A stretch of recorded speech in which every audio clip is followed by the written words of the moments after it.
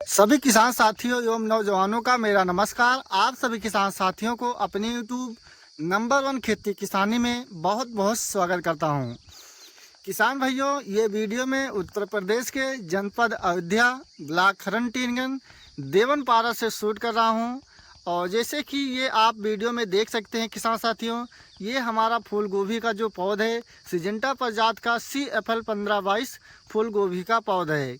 और इसका जो हमने बिजाई किया था किसान साथियों, 2 जून को हमने बिजाई किया था। यानी ये जो आप फसल देख रहे हैं, जो गोभी का पौधा है, ये हमारा आज 23 दिन का पूरा हो चुका है। तो किसान भाइयों, आप इस वीडियो में आज जानेंगे, ऐसे बीज हमारे बहुत से किसान हैं और बरसात के सीज़न में या अगेती में फूल गोभी की नर्सरी डालते हैं। तो नर्सरी का जो पौधा रहता है इस प्रकार से आ जाता है। और जैसे ही जुलाई का फर्स्ट सप्ताह चालू होता है या जून के महीने में 20 जून के बाद बारिश चालू हो जाता है, तो ऐसे में हमारे बीच जो किसान भाई हैं, 80% किसान नर्सरी के पौध से ख़त्म हो जाते हैं। यानी उनका जो पौध है वो किसान भाई नहीं बचा पाते हैं। तो हम आपको ऐसे स्मार्ट तरीके बताएंगे किसान साथियों, जो कि अगर आप अपनाते हैं, जो भी आपका गोभी का पौध रहेगा, जिस प्रकार आप देख रहे हैं इस प्रकार आपको 100% मिलेगा। क्योंकि जो हमारा गोभी के बारे में एक्सपीरियंस है किसान साथियों, 14 वर्ष से लेकर हमने 2011 में हमने गोभी की खेती का शुरुआत किया था। 14-15 साल हमारा गोभी का एक्सपीरियंस है किसान साथियों। जो हमारा एक्सपीरियंस है गोभी के नर्सरी के बारे में, वो चीज़ हम आपको बताएंगे, ताकि हमारे जो किसान भाई हैं, जैसे कि महंगा बीज रहता है और जो किसान भाई बीज डालते हैं नर्सरी, तो वो सोचते हैं कि इस अगर हम 10 पैकेट डालते हैं तो 10 पैकेट में हमारा 2 से 3 लाख का इनकम होगा, इससे हमारा कोई घर गृहस्थी चल जाएगा। तो हम जो बताएंगे दोस्तों, आप उस बात पर अमल कीजिए। अगर आपको जानकारी अच्छा लगता है, वीडियो को एक लाइक ज़रूर कीजिएगा। और जो किसान भाई हमारे चैनल पर पहली बार हैं या अभी तक हमारे चैनल को सब्सक्राइब नहीं किया है, तो चैनल को सब्सक्राइब कीजिए। क्योंकि जो चीज़ हम बताते हैं दोस्तों, जो हम रियल हमारा रहता है वो चीज़ हम आपको बताते हैं। हमारा एक ही उद्देश्य रहता है, किसान का जो भी फसल है वो ख़राब ना होने पाए। तो किसान साथियों, हम वीडियो को शुरू करते हैं। आपको वीडियो शुरू से लेकर लास्ट तक देखना है। अगर आप स्टेप बाय स्टेप देखेंगे तो उसे अगर आप अपनाते हैं तो 100% आपका रिस्पांस बरसात के सीज़न में जो किसान भाई गोभी की नर्सरी डालते हैं 80% फेल हो जाते हैं, तो किसान भाई नहीं होंगे। इसमें 2-3 ऐसे सावधानी है किसान साथियों, जिसे आप अपनाते हैं तो आपका रिजल्ट अच्छा देखने को मिलेगा। सबसे पहले निर्भर करता है किसान भाइयों, जैसे कि हर ज़िले का अलग अलग टेम्परेचर रहता है। तो अगर आप जून में अगेती गोभी की नर्सरी डालते हैं, तो हम किसान भाइयों जब अगेती में जून में गोभी का नर्सरी डालते हैं, तो जो हरा वाला नेट रहता है वो लेते हैं। ये हमारा 50% रहता है किसान साथियों। अगर आप 50% से ज़्यादा लेते हैं तो ये जो आप गोभी का पौध देख रहे हैं 70-75% लगाएंगे, तो गोभी का जो पौध का लंबाई है ज़्यादा हो जाएगा। तो अगर आप 50% लेते हैं तो आपका जो पौध है किसान साथियों बहुत ही अच्छा रहता है, ना तो इसकी लंबाई ज़्यादा होता है। तो आपको 50% नेट ले लेना है। और आपको इस प्रकार से मतलब बनाना है किसान साथियों, जो देहात में छान का मड़ैया होता है उसी प्रकार से आपको बनाना है। और चारों दिशा में आपको एकदम खींच के बढ़िया टाइट रखना है किसान साथियों। चौड़ाई आपका जो रहेगा किसान साथियों 10 फीट, 12 फीट, 14 फीट आप रख सकते हैं। लंबाई आप चाहे जितना रख ले, आप अपने इच्छानुसार। और जो भी नेट आपको लेना है किसान साथियों, बीज का ऊंचाई 10 फीट आपको रखना है।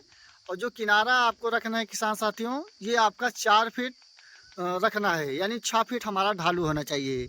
इससे ये हमारा फ़ायदा है, जब बारिश होता है किसान साथियों, 50% बारिश हमारा जहाँ छान रहता है, जब बारिश होता है पानी गिरता है, वैसे ही जब आप नेट लगाते हैं तो 50% जो बारिश का पानी रहता है, जहाँ आप ढाल रखते हैं वहीं पर पानी आपका चूक जाता है। 50% किसान साथियों आपका पानी जहाँ ढाल रहता है वहीं पर आपका गिर जाएगा। उसके बाद दूसरा है किसान साथियों, जब आप गोभी का नर्सरी डालते हैं तो जो किसान नहीं जानते हैं, ये जो आप बेड देख रहे हैं, कुछ किसान क्या कर देते हैं 4 फीट 5 फीट इसका चौड़ाई कर देते हैं। तो अगर आप 4 फीट या 5 फीट चौड़ाई करते हैं किसान भाइयों, तो जब बारिश होता है तो जहां आपके बेड में ढाल रहेगा वहीं पर पानी का बूंद रुक जाता है और वहीं पर हमारा फंगस लग जाता है। ये फंगस तब लगता है किसान साथियों, जब अगेती में आप गोभी की नर्सरी डालते हैं 15 दिन के बाद या 20 दिन के बाद जब बारिश होता है तो हमारे पौध में गलन का समस्या आ जाता है। लेकिन अगर आप वहीं बेड की चौड़ाई 2 फीट रखते हैं किसान साथियों, तो इसमें आपका दो फ़ायदा अच्छा है। एक फ़ायदा ये है, जब बारिश होगा, बारिश का जो पानी है बेड पर जो गिरेगा किसान साथियों, जब आप 2 फीट रखते हैं तो ये जो आप जहाँ देख रहे हैं खाली स्थान, यहीं पर आपका सारा पानी आ जाता है। और उसके साथ इसमें दूसरा फ़ायदा है, जब आप इसमें खरपतवार निकालेंगे तो आप बहुत ही आसानी से पूरा खरपतवार निकालेंगे। आधा आप एक साइड से, आधा एक साइड से। और वहीं अगर आप 4 फीट कर देते हैं 5 फीट कर देते हैं, आपका पौध निकालने में भी दिक्कत होगा, बीच में आपका खरपतवार निकालने में भी दिक्कत होगा। तो आपको ये 2 फीट ही रखना है किसान साथियों। इसके बाद आता है किसान साथियों सबसे महत्वपूर्ण एवं सबसे अच्छा आपका जो होना चाहिए, जब आप अगेती में गोभी की नर्सरी डालते हैं तो सबसे ज़्यादा निर्भर करता है किसान साथियों फंगिसाइड। हम अपने गोभी के फसल में यानी जो हमारा पौध है उसमें हम ऐसे कौन से फंगिसाइड डालें शुरू से लेकर लास्ट तक, जिससे हमारा जो पौध है ना तो उसमें गलन का समस्या हो, तना गलन का समस्या ना हो, ना तो जड़ गलन का समस्या हो। तो किसान साथियों जो चीज़ हम डालते हैं गोभी के पौध में वो चीज़ हम आपको बताते हैं, आपको यकीन पड़े या ना पड़े। तो किसान साथियों जैसे ही आप गोभी का बिजाई करते हैं तो आपका गोभी का जो बिजाई करते हैं ये 48 घंटे से लेकर 72 घंटे में आपका जमाव आ जाता है।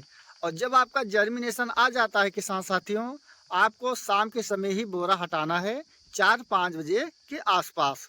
जैसे ही आप बोरा हटाते हैं तुरंत आपको यूपीएल कंपनी का साफ 15 लीटर पानी में 50 ग्राम, उसके साथ आपको स्टेप्टोसाइक्लिन मिलाकर और चिपको या आप गोंद भी कह सकते हैं, ये 3 चीज़ आपको एक साथ मिलाकर डालना है। डालना ऐसे है किसान साथियों, ये जो आप गोभी का पौध देख रहे हैं आपको ऐसा डालना है कि जो गोभी का जर्मिनेशन हुआ है ऊपर से लेकर आपको धुलाई करना है, जड़ तक आपका दवा हट जाए। इससे आपके बेड में नमी भी हट जाता है और जो गोभी में हमारे जड़ गलन का समस्या रहता है या फंगस का समस्या रहता है तो ये किसान भाइयों कंट्रोल हो जाता है। जब आप जर्मिनेशन हो जाता है आपको डालना है 4-5 दिन पर फिर आपको यही चीज़ डाल देना है। और इसके बाद आपको लेना है किसान साथियों बायर कंपनी का एलियट। बायर कंपनी का एलियट आपको तब डालना है जब आपका गोभी का पौध जर्मिनेशन के 1 हफ्ते या 10 दिन के आसपास हो जाता है, तब आपको डालना है। जैसे कि आपको ये जो दवा हम बता रहे हैं बायर का एलियट, ये किसान साथियों महंगी दवा है। जैसे कि क्या होता है किसान साथियों, जून के महीने में जब पछुआ हवा चलता है या टेम्परेचर हार्ड हो जाता है तो ये जो आप गोभी की पत्ती देख रहे हैं तो ये पत्ती झुलस जाता है यानी झरस जाता है, सफ़ेद सफ़ेद कट जाता है। ये इसलिए हो जाता है किसान साथियों, जब टेम्परेचर ज़्यादा हो जाता है हमारा जो गोभी का पौध रहता है उसमें जो जड़ रहते हैं बहुत ही कम रहते हैं।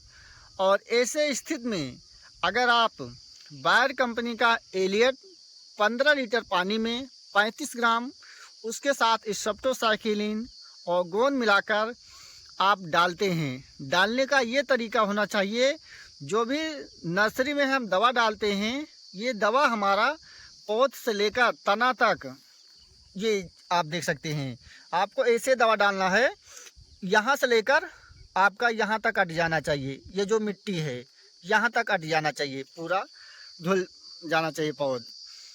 ये अगर आप डालते हैं तो जो आपका पौध झुलस जाता है या सफ़ेद हो जाता है तो इसमें ये इस कारण से होता है, जो हमारा गोभी का पौधा रहता है उसमें जो जड़ रहते हैं किसान साथियों, उसमें जड़ गलन का समस्या आ जाता है। जब जड़ गलन का समस्या आ जाता है तो हमारा जो गोभी का पौधा रहता है, जो उसमें पत्ती रहती हैं सूख जाती हैं और हमारा जो नर्सरी रहता है नुकसान हो जाता है। तो ये आपको 1 हफ्ते से लेकर 10 दिन के आसपास डालना है। फिर जब आपका नर्सरी 14-15 दिन के आसपास हो जाता है किसान साथियों, तो आपको फिर लेना है यूपीएल कंपनी का 50 ग्राम साफ, और आपको वैसे ही डालना है 15 लीटर पानी में 50 ग्राम और चिपक के साथ मिलाकर आपको डाल देना है। फिर आ जाता है किसान साथियों आपका गोभी का पौध 20 दिन का हो जाता है। जब आपका गोभी का पौध 20 दिन का हो जाता है किसान साथियों, तो आपको लेना है इसमें बायर कंपनी का नेटिवो रहेगा 4 से 5 ग्राम।